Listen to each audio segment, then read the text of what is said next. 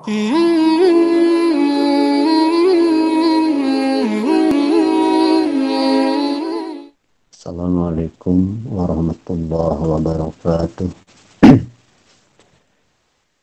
Bismillah, alhamdulillah, wassalatu wassalamu ala rasulillah Sayyidina Muhammadin wa ala alihi wa ashabihi wa man tabi'ahudah. Saudara-saudaraku, anak-anakku sekalian, intinya kita harus bersyukur kepada Allah pada saat-saat seperti ini dengan banyak keterbatasan. Alhamdulillah, Allah masih mempertemukan kita.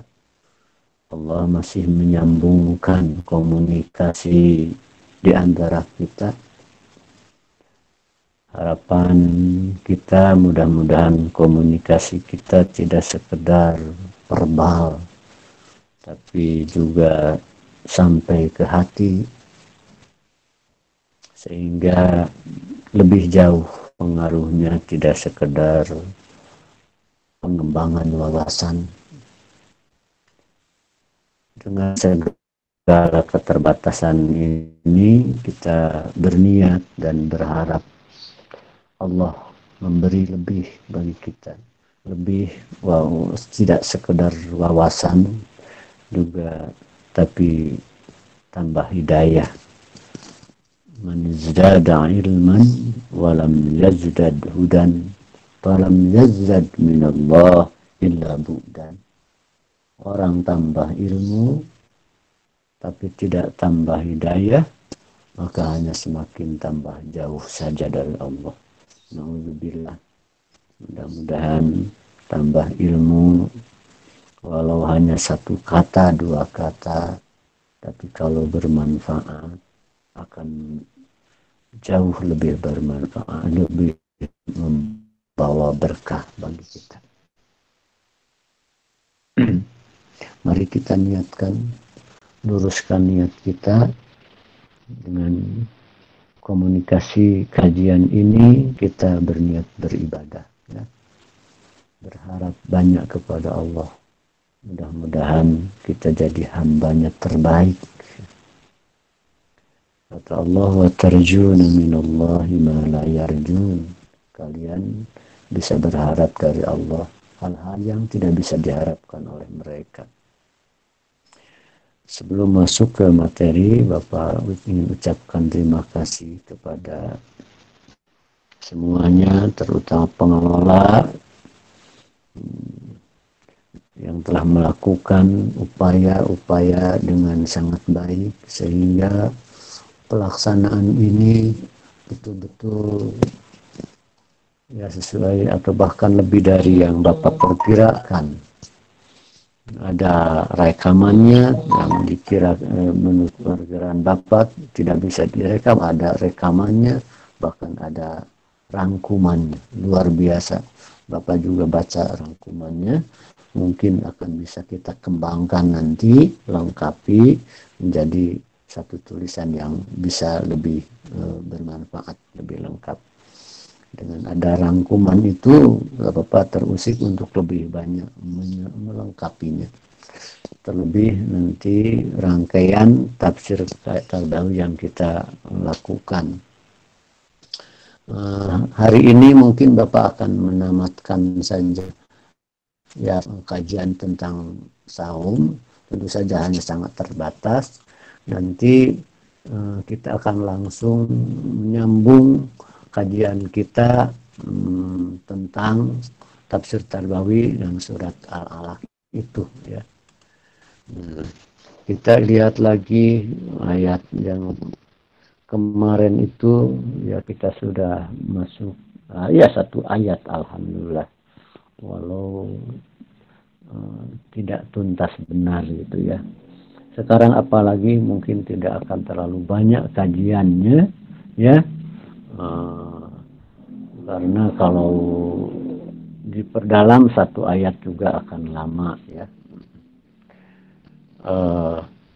Dari ayat ayyam ma'dudat, dan itu ayat itu mungkin akan sedikit dikaji. Selanjutnya ayat-ayat yang lain sepintas saja, saudara-saudara ya.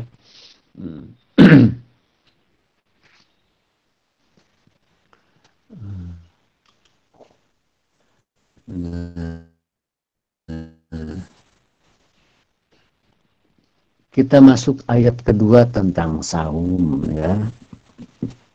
Tapi Bapak akan batasi saja ya sampai 4:35 paling lama ya, supaya tanya jawab. Dan ada 2 pertanyaan ya yang masuk ini kemarin beberapa hari ya setelah kajian itu, saudara-saudara. Diakhiri dengan la'allakum tattaqun. Ini luar biasa ya, la'allakum tattaqun. Setelah disinggung, ini menunjukkan pentingnya niat ya. Tujuan, artinya tujuan akhir dari suatu pembelajaran itu harus terhayati ya, harus terhayati. Ini kan tetap dalam satu situasi psikologis. Dari ayat selanjutnya itu satu psikologis yang sudah dijelaskan kemarin ya, dari ayyuhalladzina amanu dan seterusnya, itu satu situasi batiniah yang la'allakum tattaqun juga. Ini adalah orientasi ke depan dan harapan yang terindahnya apa. Nah, ini tergambarkan la'allakum tattaqun, mudah-mudahan kalian bertakwa. Seperti sudah disinggung takwa kemarin, tapi ingin Bapak singgung di sini bahwa niat atau tujuan akhir perlu terhayati perlu dihadirkan. Kalau kita Bapak suka mengawali menghadirkan niat itu supaya orientasi belajar apa saja yang dipelajari terarah ke sana ya. Yang ujungnya takwa atau jadi hamba Allah terbaik. Itu singkatnya ya. Nah, kemudian ayyamam ma'dudat. Maaf terhapus kenapa? Ya, ayyamam ma'dudat itu yang kuning tadi. Nah, agak ayyamam ma'dudat itu secara harfiah beberapa hari terhitung, terbilang ya. Ada 3 kali dalam Al-Quran ayyam ma'dudat. Ayyam ma'dudat itu beberapa hari terbilang. Artinya sedikit saja itu. Ya, hari-hari yang sedikit saja. Dan dinakirohkan ayyam ma'dudat ini. Nah ini kenapa tadi terhapus? Ayyam ma'dudat ini dinakirohkan, tidak pakai alif lam. Ini menunjukkan cenderung menghitung kecil saja sedikit ya. Hanya karena di ma'dudatnya dijamakannya di sana, ini kata ahli tafsir rata-rata di bawah 40. Nah, kalau begitu ya. Di bawah 40. Tapi apa maksudnya begitu? Ya, maksudnya begitu. Nah, di sini dijelaskan litahfif, untuk meringankan. Kan tadi di ayat pertama itu diwajibkan saum itu, tapi dengan dorongan-dorongan yang meringankan juga kan di sana. Nah, terbayang berapa lama? Nah, seakan-akan jawaban ini atau sambungan itu hanya beberapa hari saja. Seperti itu. Hanya beberapa hari saja. Jadi apa maksudnya? Meringankan. Ya, at-takhfif, maksudnya at-taisir wa tabsir. Memudahkan dan memberikan dorongan, semangat ya. Isi dari itu hanya beberapa hari saja kata Allah. Ya. Kalau kata beberapa hari yang terbilang, artinya sedikit ya. Nah, itu maksudnya apa? Litakhfif, ini takhfif itu meringankan. Ya. untuk supaya tidak merasa berat menghadapi saum itu. At-taisir wa tabsyir, dan mendorong at-tabsyir itu ya. Nah, apa isinya ayyam ma'dudat itu? Jumhurul ulama, nih jumhurul ulama, mayoritas ulama, nih ya, jumhurul mufassirin, mayoritas para ahli tafsir, ini maksudnya ayyam ma'dudat syahrul Ramadan. Kenapa begitu? Karena ada sebagian mayoritas ulama yang lain yang memanakan ayyam ma'dudat itu ayyamul bid. Apa ayyamul bid itu? Hari-hari putih. Jadi tiap bulan, pertengahan bulan 13, 14, 15 tanggal bulan-bulan purnama. Tanggal-tanggal bulan purnama. Nah, ayyam ma'dudat ada yang menafsirkannya itu antara lain Ibnu Abbas dan Qatadah. Ibnu Abbas dan Qatadah berpendapat bahwa ayyam ma'dudat itu apa? Ya ayyam. Artinya dulu katanya pertama diwajibkan itu yaitu hari-hari itu saja. Sementara ahli tafsir, kebanyakan ahli tafsir memandang ayyam ma'dudat yaitu bulan Ramadan itu. Sebab Nasrani juga dulu diwajibkan saum ya bulan Ramadan 30 hari sama ya, hanya mereka merubah waktunya kepada waktu yang lebih ringan. Asalnya karena pada yang 30 itu kena pada musim yang sangat panas, maka karena terlalu berat mereka rubah pindahkan ke bulan lain supaya ringan ya, dengan udara yang bagus. Dan untuk mengganti pelanggaran itu mereka tambah 20 hari. Jadi 50 hari. Nah itulah karena pelanggaran mereka tambah untuk mengganti atau katakanlah tebus dosanya 20 hari. Jadi 50 hari. Akhirnya mereka berat melaksanakan kewajiban itu.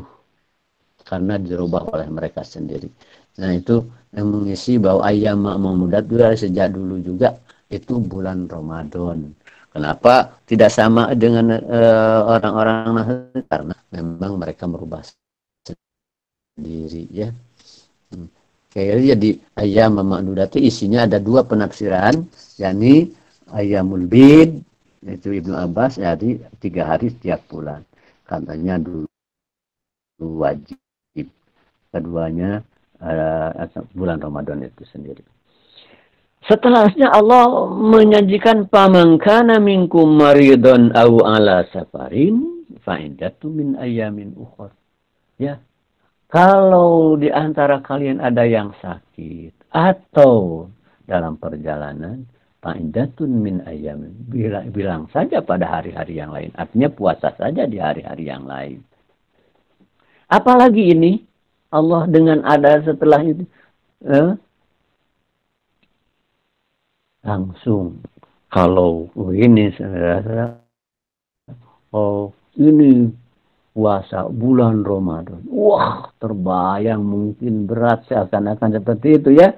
Aduh, kalau tiba-tiba atau awal kewajiban bisa saja, tapi untuk mengkanter bayangan-bayangan berat itu seakan-akan Allah langsung hilangkan bayangan berat. Kalau begini ini dengan ini. Faman kana minkum maridun aw ala safarin. Oh, tidak usah repot, tidak usah khawatir, seakan-akan gitu. Kalau ada yang sakit, ada orang pelajaran, ya silakan saja, buka saja, kemudian ganti di hari lain. Jadi ini secara ruhiyah terjadi interaksi seperti dialog ayat itu dengan kekhawatiran manusia. Allah jawab begitu, ya. Kalau ada yang sakit atau dalam perjalanan, ya sudah saja buka. Kemudian ganti di hari yang lain. Nah, gitu. Jadi itu apa maksudnya dalam itu meringankan. Begitu cara kita. Jadi wacana atau statement pendidikan itu harus betul-betul merupakan jawaban terhadap pertanyaan-pertanyaan yang muncul. Kita menyatakan statement begini, dimungkinkan ada pertanyaan-pertanyaan di jiwa mereka atau rasa berat, langsung disodorkan oleh Allah, ya. Nah, sehingga lompatan-lompatan kalimat ini memang merupakan lompatan-lompatan dialog yang terjadi di manusia sebagai terdidik di hadapan Allah. Ya, karena Allah tahu persis kan bisikan setiap manusia, maka langsung dijawab. Ya, tentu paling tidak kita melihat dari apa? Dari mimiknya, dari respon-respon dari cairan mukanya. Kadang-kadang kita bisa memahami itu, ya. Ini juga sama litakhfif, untuk meringankan. Ya, kalau merasa berat, tidak usah merasa berat. Ini kan semuanya untuk meringankan. Lantas penyakit. Nah, penyakit yang mana yang bisa buka? Yang membuat buka? Pertama, menurut mayoritas ulama, ini, ya, Asy-Syafi'i, Maliki, Hambali, ya, mayoritas ulama ini, penyakit mana? Maradun la yaqdiru ma'asmarodihi, maridun la yaqdiru ma'amarodihi alasiyam. Orang yang sakit, yang karena saumnya itu tidak mampu berpuasa, ya, atau alasaparin yasuku alaihi, atau perjalanan yang terasa berat kalau berpuasa, boleh buka, ya. Jadi kalau penyakit, ya, kalau puasa itu betul tidak mampu atau terasa berat sekali, ya. Ada beda, ada pendapat yang pokoknya sakit aja katanya, sakit ringan juga. Nah, itu pandangan Ad-Dohiri. Ad-Dohiri itu pokoknya Daud Ad-Dohiri, artinya Dohiri itu orang yang memaknai ayat selalu dari apa yang nampak saja, yang dohirnya saja, ya, yang dohirnya saja ayat.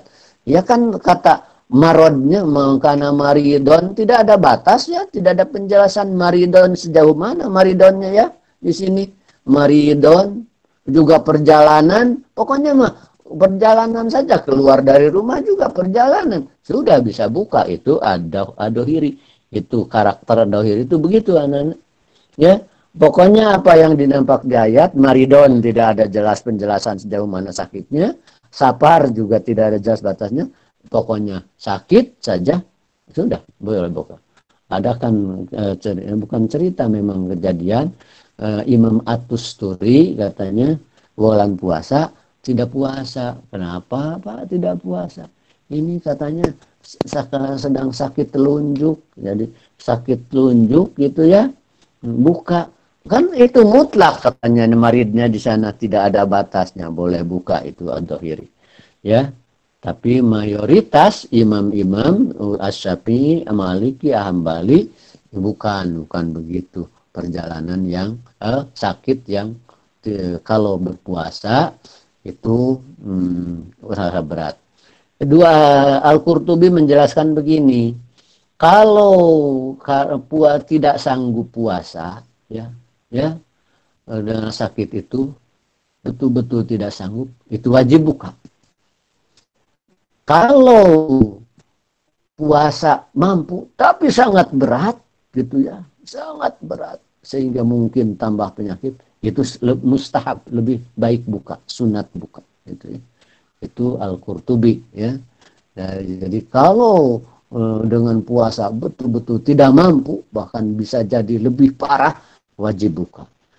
Nah, tapi kalau puasa mampu tapi aduh sangat berat sekali, gitu, nah itu sunat buka, ya. Sekarang sedikit mengenai perjalanannya, ya, mungkin hanya sampai masalah perjalanannya, ya. Begini Pak, perjalanan semacam apa jaraknya, kita sudah tahu, tapi dari mana sumbernya? Kita akan menghitung itu berdasar hadis. Kita sama coba.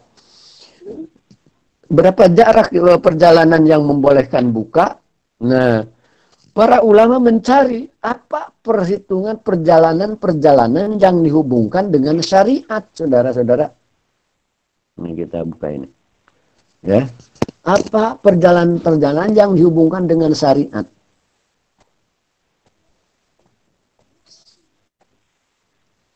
Nah, di sini hadis dari Ibnu Abbas, ada hadis begini, la taksurus sholat fi adna min arba'i burudin. Burud. Janganlah kalian mengkosor sholat pada jarak yang kurang dari 4 burud, 4 barid, 4 pos.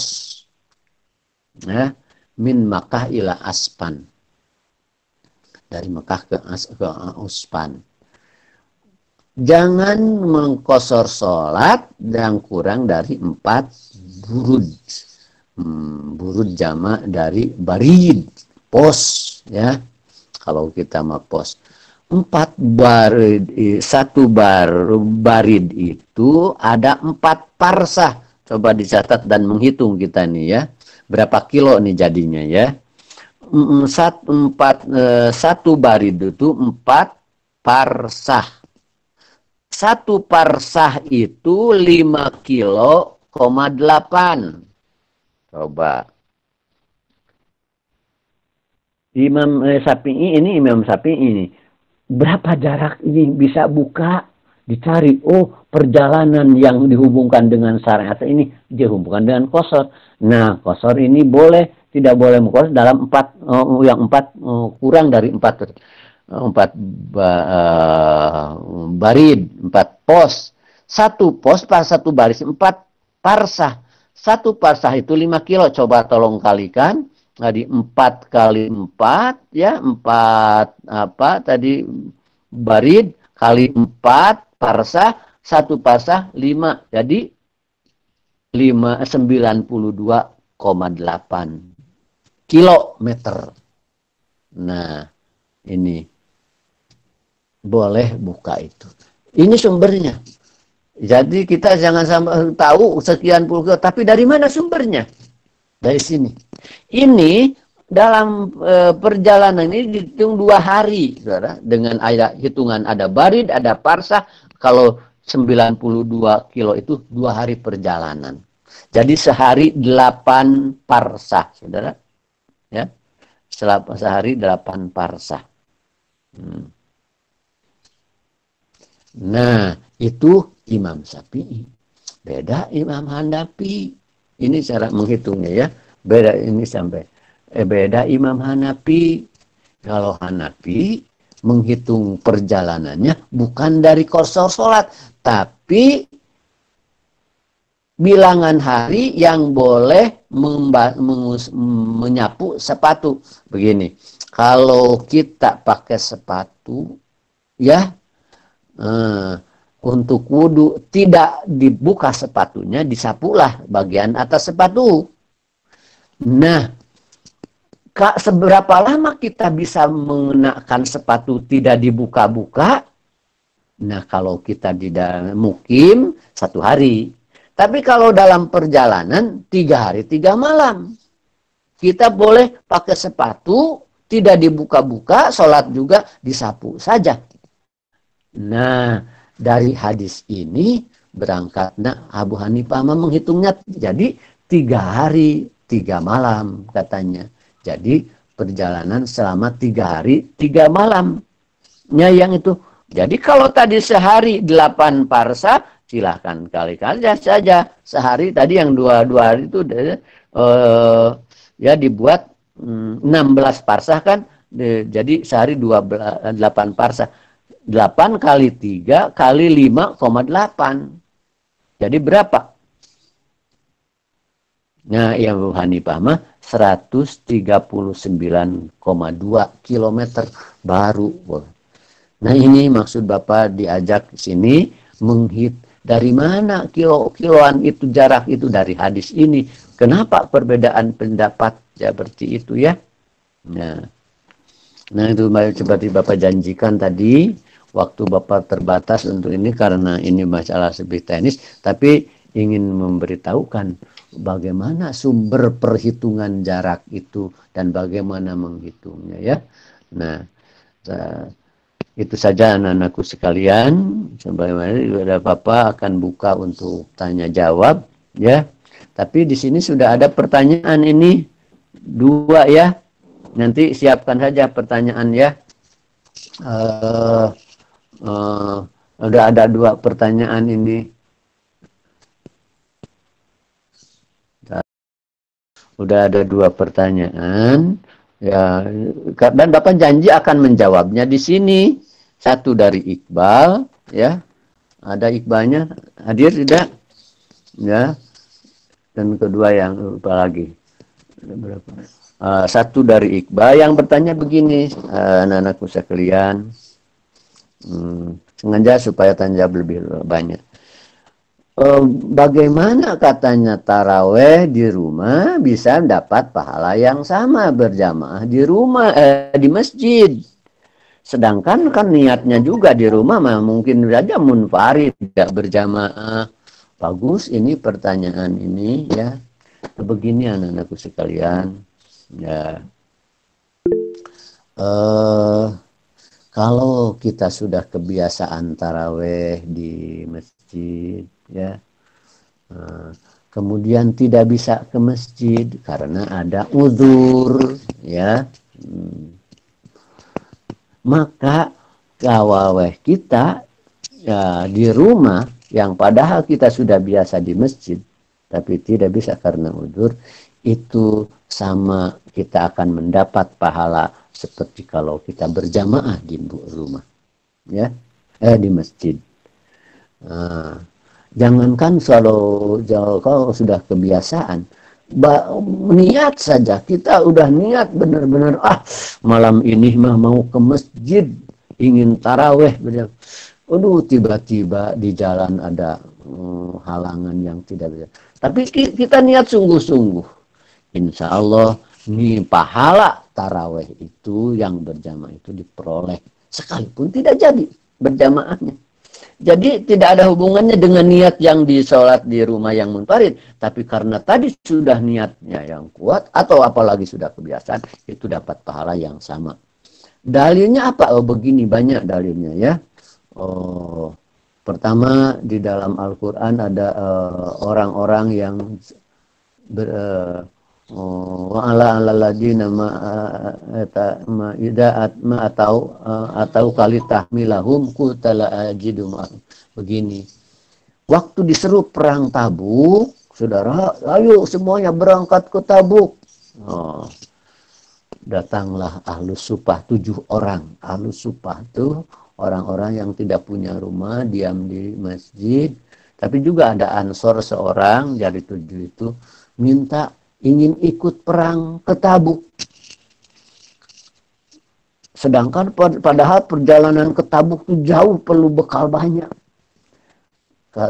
Kata Rasulullah, karena tidak ada bekal, kata engkau berkata Muhammad, la ajidu ma'amilukum alai. Aduh maaf, sayang kamu tidak bisa ikut ke Tabuk karena tidak ada bekal untuk kalian, kata Rasulullah.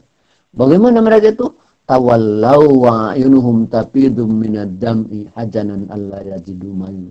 Mereka itu berpaling sambil menangis, air matanya penuh dengan air karena menangis. Kenapa? Hazanan alla yajidu mayunfikun. Saking sedih ingin ikut perang, tidak bisa terbawa karena tidak punya bekal. Luar biasa itu 7 orang katanya. Nah, waktu di Tabuk Rasulullah bersabda begini, masirtum masiran wala qata'tum wadiyan illa wahum ma'akum.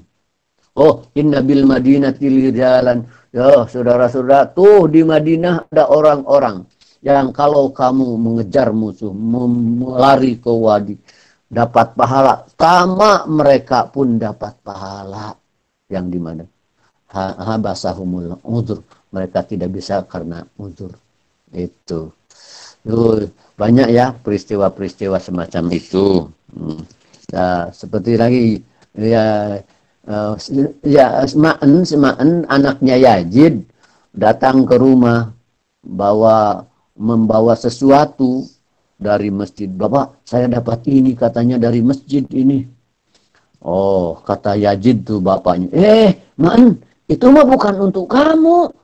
Itu untuk lain.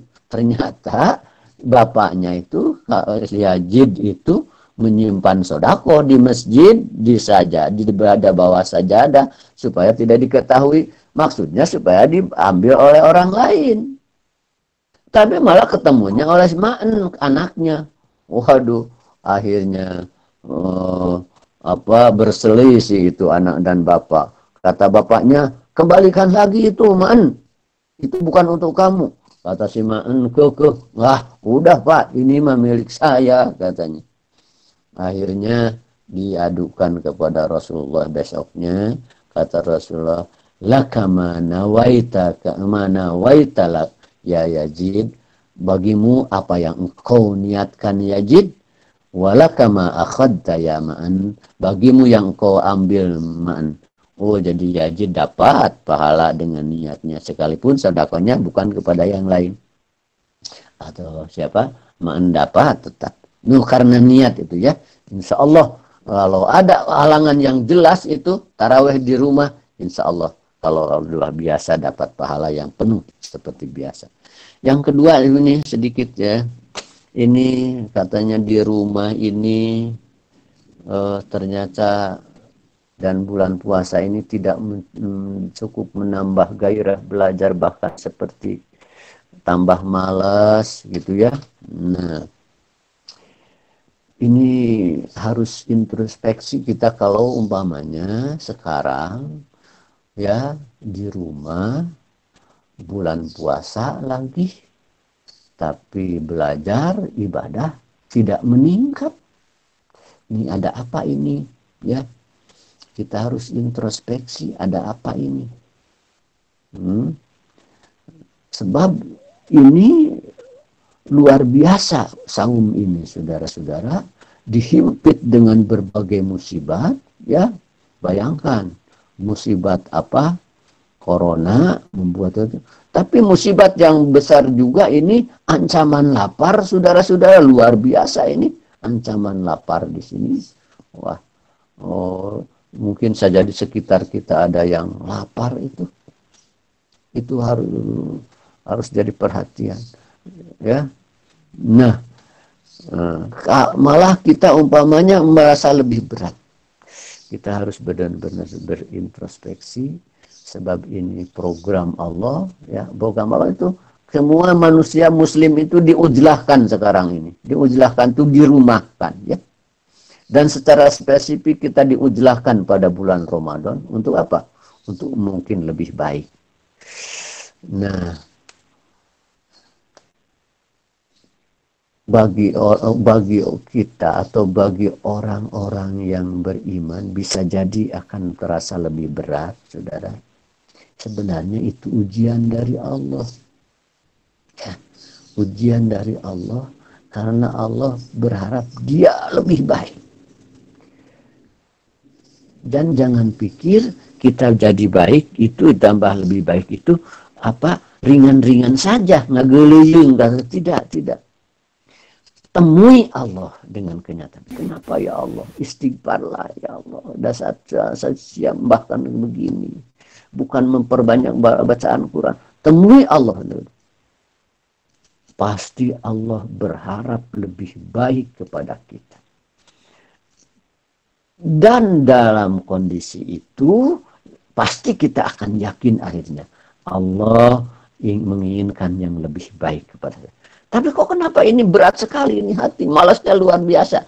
Justru itulah yang harus dilawan, saudara. Istighfari hati. Ya Allah, kenapa hati saya malah di saat-saatnya semestinya saya lebih riku, lebih berlutut, bersimpuh di hadapan, malah seperti ini. Istighfarlah terus ya. Karena itu dalam hadisnya yang tentang wal yasaka baituka, betahkan saja kamu di rumah, wabki ala khotiati, kata yang isi kesalahan. Nah di sana ya, bawa ke sujud anakku. Ya Allah, ampuni saya, kok malah saya seperti meronta-ronta ingin jauh dari, di saat orang pada ingin dekat. Ya, bawa ke sujud. Subhana rabbiyal a'la wa subhana suci engkau yang maha jauh, maha tinggi dari kemungkinan salah, dari kemungkinan dolim. Engkau tidak kurang sedikit pun padaku ya Allah, engkau tidak salah padaku, engkau sayang. Oh, bawa ke sujud ya, temukan dirimu pada sujud ya, itu jangan lengah. Insya Allah itu justru apa, sentuhan atau apa, sapaan Allah yang lebih mesra. Begini, idza aradallahu bi abdi khairun, idza ahabballahu abdan ibtalah. Apabila Allah mencintai seseorangnya, diuji. Dan kemalasan itu, apalagi tidak jelas sebabnya, itu ujian. Kemalasan berat, tidak jelas sebabnya, tiba-tiba kita gundah gulana, tidak jelas sebabnya, bangun malam tiba-tiba hati banyak risau dan tahu, itu adalah ujian, itu sapaan Allah. Temui Allah segera ya, dengan dikir-dikir, dengan sujud, dengan tilawah Al-Quran. Mohon maaf Bapak tidak bisa memperpanjang jawabannya, sebenarnya banyak aja tip-tipnya, tapi karena ini mungkin ada pertanyaan yang lain dari yang lain. Silakan anak-anakku, barangkali ada pertanyaan baru, ini menjawab pertanyaan yang sudah masuk. Terima kasih, Mangga. Ya, terima kasih kepada guru kita semua, ayahanda kita, Al-Alim, Al-Muta'alim, Al-Murabi, Al-Mu'adib, Al-Mufassir, Bapak Dr. Kiai Jaga Abdul Salam MPD yang telah menyampaikan lautan ilmunya kepada kita semua. Semoga apa yang disampaikan dapat kita pahami dan yang lebih penting kita amalkan. Terlebih semoga telah menyimak kajian tafsir tentang saum dan Ramadan tadi dapat menambah kehusuan kita dalam menjalankan ibadah-ibadah di bulan Ramadan ke depannya. Tak lupa juga kita doakan kepada guru kita Bapak Am, semoga Allah senantiasa memberkahinya, memanjangkan umurnya, memberinya kesehatan, dan senantiasa memberi ilmu yang terus bertambah dan bermanfaat. Juga Allah memberkahi keluarganya dan juga guru-gurunya. Dan juga semoga kepada kita selaku murid-muridnya. Amin ya Allah ya Rabbal Alamin. Silakan bagi rekan-rekan akan teteh yang ingin bertanya untuk menuliskan pertanyaannya di kolom komentar atau berizin mau bertanya, dan setelah diizinkan dipersilakan menyalakan mikrofonnya. Sudah ada satu pertanyaan yang masuk dari Kang Ruli El Rafiki, izin bertanya, sejauh mana boleh menggunakan pendapat Imam Daud Az-Zahiri? Dari Kang Ruli. Mungkin sambil menunggu pertanyaan lain, dipersilakan kepada Bapak Am untuk menjawab pertanyaan yang pertama. Terima kasih. Baik, terima kasih, bagus pertanyaannya. Siapa Pak? Kang Ruli ya. Cepat sekali itu mengambil manfaat ya dari kemungkinan itu. Ya, itu salah satu pemikiran yang juga sering diangkat-angkat oleh para ulama untuk membedakan mana pikiran yang komprehensif dan mana pikiran yang tekstual gitu ya. Nah, ini dari sisi penafsiran termasuk yang tekstual dalam arti hanya melihat teks, ya, tidak menghubungkan dengan aspek lain dan konteks. Tapi diakui juga keberadaannya oleh para ulama. Namun dalam hal ini hampir beda semua dengan imam-imam mazhab yang punya metodologi yang sangat baik dalam pemahaman Al-Quran. Apakah ini boleh digunakan? Nah, sebagian ulama paham ini ya, selama pemahaman dohirnya itu tidak bertentangan secara telak dengan prinsip lain, kebenaran lain, hanya beda pendapat, itu boleh diamalkan terutama dalam kondisi darurat ya, dalam kondisi sulit gitu ya, darurat kita boleh ya ambil ke sana. Dan ternyata memang di antara Muslim, ulama juga ada yang menggunakan seperti itu, ya. Ya kalau sedang normal mah sesuaikan saja seperti yang paham-paham jumhur mayoritas, ya. Tapi kalau saat-saat darurat boleh kita menggunakan itu. Nah, disinilah mungkin sisi baiknya bedanya, ada perbedaan pendapat. Karena dalam nas-nas lain itu bisa jadi ada yang tepat kalau dohirnya itu memang yang dimaksud, tidak ada lagi takwilan-takwilan yang lain. Bagus ya, itu yang Bapak tahu ya. Bisa saja kita mengamalkan tapi tidak bebas, artinya dalam kondisi-kondisi tertentu, terutama dalam kondisi darurat. Terima kasih. Mangga yang lain. Ya, terima kasih kepada Bapak Am. Itu dia tadi jawabannya terkait pertanyaan dari Kang Ruli. Untuk rekan-rekan akan teteh yang lain yang ingin bertanya, dipersilakan untuk mengetikkan mau bertanya di kolom chat. Selanjutnya nanti moderator akan mengizinkan akan teteh untuk menyalakan mikrofonnya dan bertanya. Atau bagi yang ada kendala dari mikrofonnya, boleh mengetikkan pertanyaannya di kolom chat. Dipersilakan kepada akan teteh semuanya. Atau bertanya langsung, Soleh. Ya. Boleh Kang Asep Hermawan dinyalakan mikrofonnya, bertanya langsung. Terima kasih kepada moderator. Assalamualaikum warahmatullahi wabarakatuh. Pak Kiai mau bertanya tentang keterangan tentang keutamaan tiap hari bulan suci Ramadan. Bagaimana sikap sebenarnya tentang menanggapi hal itu? Takutnya ada yang hanya memanfaatkan di hari-hari tertentu saja. Oh, orang tadi kurang jelas ya, Wan. Keutamaan apa itu? Mohon maaf kurang. Tentang keutamaan hari di bulan Ramadan. Kan ada keterangan bahwa di hari pertama ini keutamanya anu, hari kedua anu. Nah, seharusnya kita itu menanggapinya seperti apa? Takutnya ada yang hanya memanfaatkan di hari tertentu saja karena keutamanya lebih baik di hari-hari sebelumnya. Itu seperti apa, Ustaz? Oh iya. Betul ada itu keutamaan tiap hari itu, tapi adanya dirujukan yang jelas itu dirujukan Syiah kalau tidak salah Bapak ya. Pada setiap harinya luar biasa itu ya, rinciannya ya.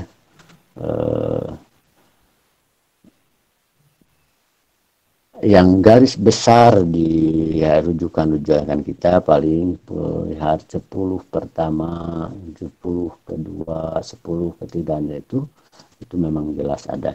Hanya setiap hari ini dan setiap hari ini itu keunggulan itu Bapak temukan dari rujukan-rujukan Syiah. Boleh kita ikuti, boleh kita atau tidak ya. Hanya yang jelas insya Allah memang akan, kalau kita puasa dengan baik dari sejak awal ya, kemudian dipertahankan kuat itu, tentu saja hari kedua akan lebih baik dan lebih baik ya. Hanya tidak spesifik seperti yang di itu ya, tidak spesifik seperti yang dijabarkan itu, karena tiap orang bisa punya keunggulan beda-beda. Ada yang punya keunggulan dalam banyak sodakohnya ya, karena memang dia dermawan dan punya akses banyak. Ada yang keunggulan dalam kekuatan sholatnya ya. Ada juga tidak banyak sholat, tapi dia silaturahminya dan beda-beda. Seperti di zaman Rasulullah juga beda-beda orang itu keunggulan amalannya itu ya. Nah, semuanya mendapat porsi yang sama di sana ya. Semuanya mendapat porsi yang sama. Hanya kalau di bulan Ramadan dipandu dengan amal-amal yang paket Ramadan intinya ya. Di mana keunggulan kita? Paket Ramadan itu taraweh dan tilawah, sedekah atau infak dan sholat malam, dan itu paket Ramadan. Nah, Setelah itu maka ada diunggulkan masing-masing oleh keunggulan masing-masing yang tadi yang beda-beda itu ya. Hanya semuanya akan tentu saja kalau di Ramadan itu ya kata Allah saumnya saja ya itu tak terhingga ya kan. Al-hasanat bi asrati amsalih illa siang. Kebaikan itu dimana 10 kali kecuali siang. Ya berapa tak terhingga saum itu. Ya. Tapi iya Pak basicnya atau dasarnya pada saum. Maka amal-amal yang lain pun seperti itu. Ya. Jadi apakah ada penekanan pada salah satu aspek? Ya itu tadi itu keistimewaan masing-masing silakan. Ya kalau dengan banyak aktivitas di luar sehingga banyak orang mau manfaatnya bagi orang, tapi sebagian amal-amal katakanlah tarawehnya tidak sebaik yang lain, itu di sana keunggulannya, jangan merasa kurang. Nah, maaf itu sangat umum ya jawabannya, karena memang tidak dirinci secara spesifik ya, karena ada perbedaan dan keunggulan masing-masing. Terima kasih Asep Hermawan ya. Terima kasih. Yang lain silakan yang tadi.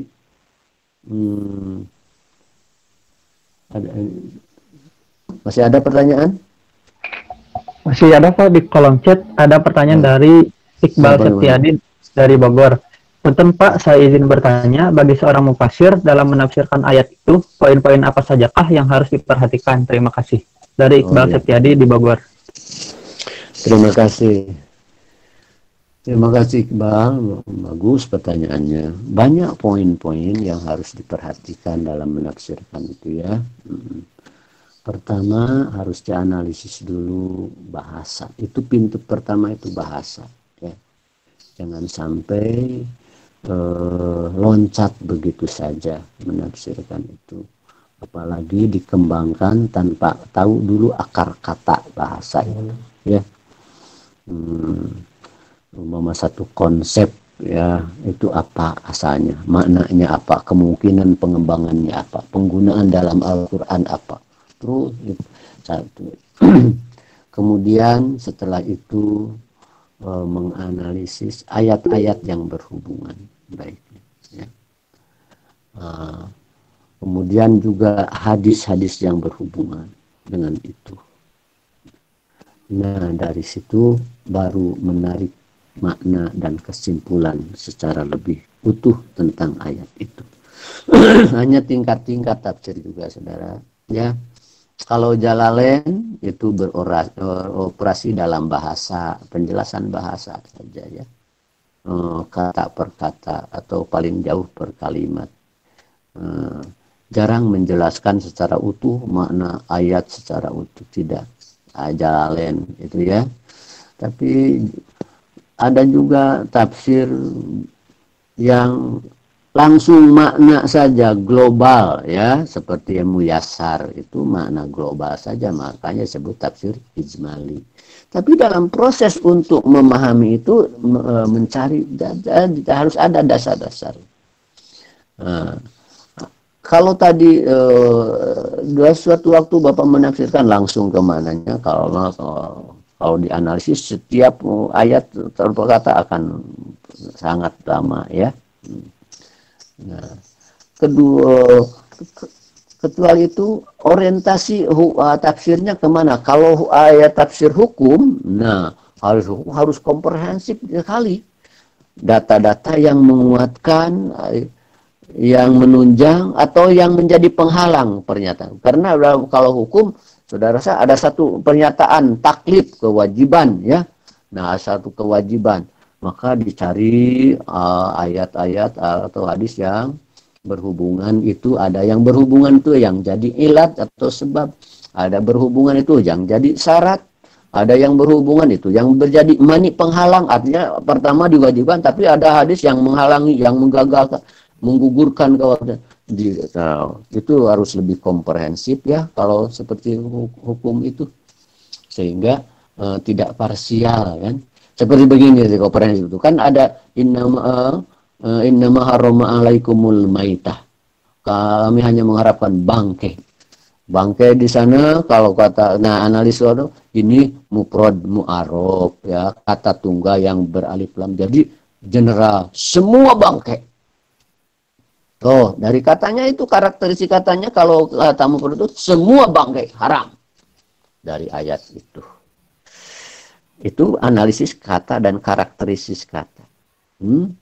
Nah, apakah cukup dari sana? Jangan dulu disimpulkan sebab ada hadis lain yang menghalang. Nah, diintegrasikan baru diambil kesimpulan setelah diketemukan itunya pengecualiannya. Mua bangkai haram kecuali asal. Nah, begitu. Jadi memang tidak sederhana ya. Tapi bahasa pintu pertama itu harus dimiliki oleh semua. Tidak bisa menafsirkan dari terjemah ya. Tidak bisa menerjemah. Nah, tafsir Tarbawi sebenarnya lumayan lebih rumit. Sebab harus masuk ke situasi bahasa. Situasi psikologis yang hidup pada bahasa itu. Nah, itu harus masuk ke aspek-aspek balagoh terus terang saja ya. Harus masuk ke aspek-aspek balagoh seperti kita awal menafsirkan al-alaq ya. Kemarin juga kita ya ayyuhalladzina amanu itu balagoh saudara sebenarnya, dan itu hanya dikaji oleh ahli balagoh, adanya di syadaratul zahab fi dirasatil balagiyah lil Qur'anil, fi dirasa al balagiyah lil Qur'an, lempengan-lempengan emas tentang kajian balagoh dalam Al-Qur'an. Yang ayyuhalladzina amanu kemarin Bapak agak panjang itu dari si balagoh. Kemudian jumlah kedua kenapa khobari itu juga balagoh ya. Nah, itu memang lumayan. Tapi kalau masuk ke balagoh kita masuk ke situasi psikologis ayat. Kalau istilah bintus syati ayat itu ruh makna ya. Jadi lumayan banyak ya syarat-syarat penafsiran. Tapi akar pertama, pintu pertama bahasa, dan bahasa dalam arti seluas-luasnya. Terima kasih, bagus sekali pertanyaan. Silakan yang lain. Oh, masih ada waktunya? Sudah jam 5, Pak. Oh, udah jam 5? Atau satu lagi aja, Pak. Oh, boleh. Dari Kang Gufron ini terakhir, Muhammad Gufron Santoso, silahkan dinyalakan Kang Gufron untuk menyalakan mic-nya. Satu pertanyaan terakhir ya. Silakan Gufron. Baik, atur nuhun Kang Fikran. Assalamualaikum warahmatullahi wabarakatuh. Selamat sore, Ustadz Aam. Izin bertanya, Ustadz. Ya, silakan. Kita ini kan sudah hampir bertahun-tahun atau bahkan setiap tahun melewati Ramadan ya, Pak. Iya. Cuma ya bisa jadi tiap tahun tuh ada peningkatan dalam amal yaumiah kita. Misalnya tilawah Quran kita jadi bertambah banyak, gitu kan. Kemudian kita menjadi orang yang rajin sholat. Cuma yang kadang luput oleh kita adalah kita ini nggak berubah, Pak, dari setiap tahun, yaitu terkait akhlak kita. Misalnya kita masih menjadi seorang yang mudah marah, kemudian sedikit-sedikit mengeluh, lalu kemudian update status di WA gitu kan. Yang padahal itu kan menandakan kita orang yang tidak bersabar. Dan padahal bulan puasa sendiri ini mengharuskan kita harus bersabar. Nah, ini bagaimana Pak agar kita tiap tahun itu juga menjadi perhatian kita, Pak, perbaikan akhlak tersebut kan. Karena ini kan bicaranya juga tafsir Tarbawi ya. Itu bagaimana ya, Pak ya? Betul. Terima kasih Kang Gufron, betul sekali ya.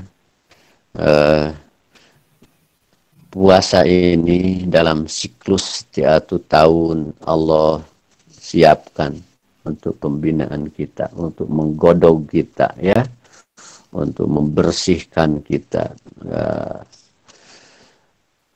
Bagusnya atau seyogianya ada peningkatan ya setiap tahun itu. tapi yang terjadi malah tidak seperti. Kalaupun bertahan bagusnya itu lumayan ya, tapi mungkin sangat kurang juga ya kalau tahu tiap tahun perubahan sangat berat, maka kualitas juga harus meningkat lebih baik lagi. Nah, sesuai dengan memang siklusnya itu, seakan-akan setiap 1 tahun itu kita digodok, dibersihkan lagi. Kemudian jalan 1 tahun banyak kotoran lagi, dibersihkan lagi. Kalaupun kita setiap saum itu betul-betul mampu membersihkan, ya, sesuai dengan godaan, sesuai dengan kendala dan dosa-dosa yang diperluas itu, sehingga bersih kembali dengan baik. Nah, itu sudah sangat cukup baik ya.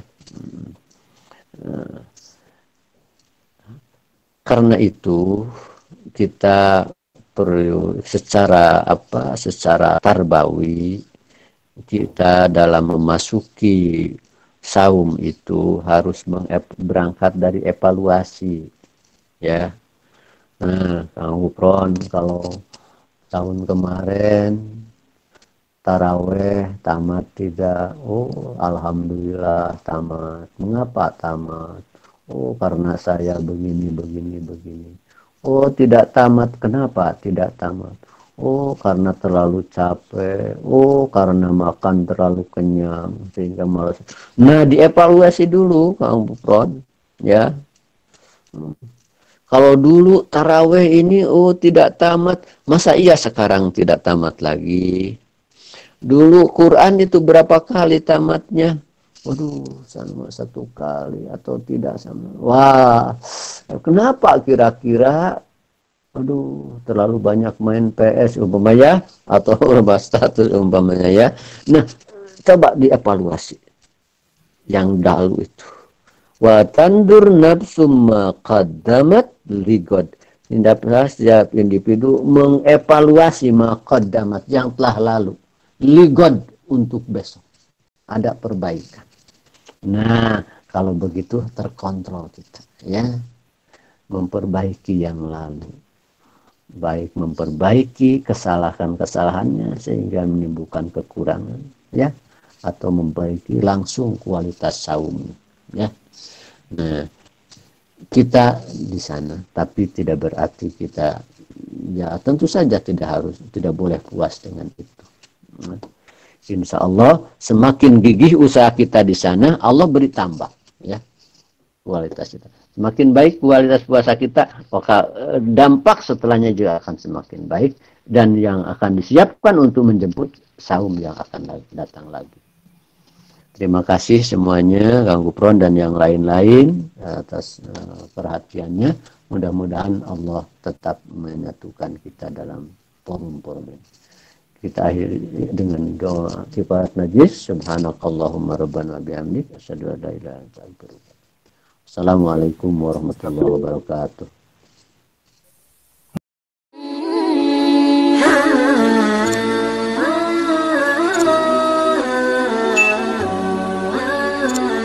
Hmm.